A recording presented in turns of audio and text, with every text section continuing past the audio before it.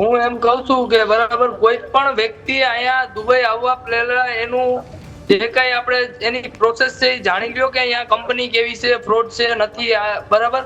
અને પ્લસ એનું એક ઓફર લેટર આવશે એ પણ વાંચી લ્યો, બરાબર.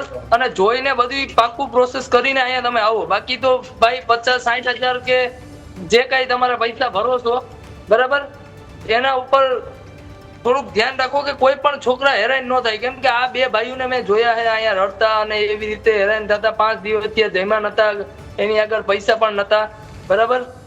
એટલે બહુ જ પરેશાન હતા અને મેં એની હેલ્પ કરી. કેમ કે એક આપણા ભાઈ જ છે અને કોઈ પણ ગુજરાતી હોય તો આપણે બને એટલી એની હેલ્પ કરીએ. પણ એક વસ્તુ કે ખ્યાલ રાખો, કોઈ પણ છોકરા આવતા હોય, ઘરની મજબૂરી એવી હોય અને આવવી પડે એવી પરિસ્થિતિ ઘણા માણસોની છે આપણા ગુજરાતમાં અને ખાસ કરીને પોરબંદરમાં. એટલે એને આવવી પડે એવી મજબૂરી હોય.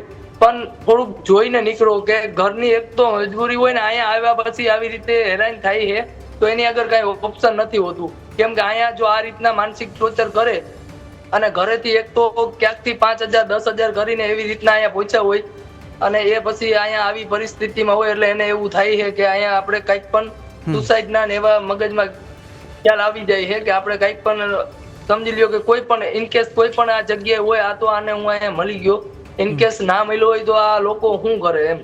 પણ ફોરમેન ને આપણે જે કઈ એ લોકોને એની માનસિક ટોર્ચર કર્યા છે, એના કેમ્બો છે અને બધાએ બહુ એને માનસિક ટોર્ચર કર્યા છે. અને પ્લસ જે આપણે એજન્ટ ત્યાંથી મોકલાવ્યા છે એટલે ખાલી ખોટા 2-5 પૈસા આટલું થઈને ખાલી ખોટા કોઈને પણ હેરાન આ રીતના ના કરો ભાઈ.